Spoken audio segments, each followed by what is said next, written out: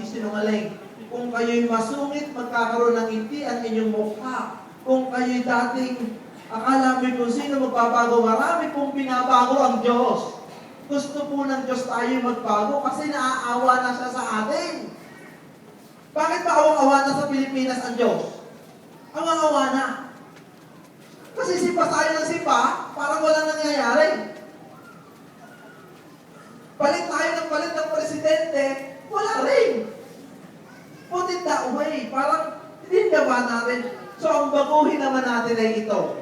Huwag natin baguhin ang presidente. Problema na nila yon. Problemahin natin ang ating sarili kung paano tayo magiging mabuting tao. And I'm telling you, our country will progress and prosper. Amen.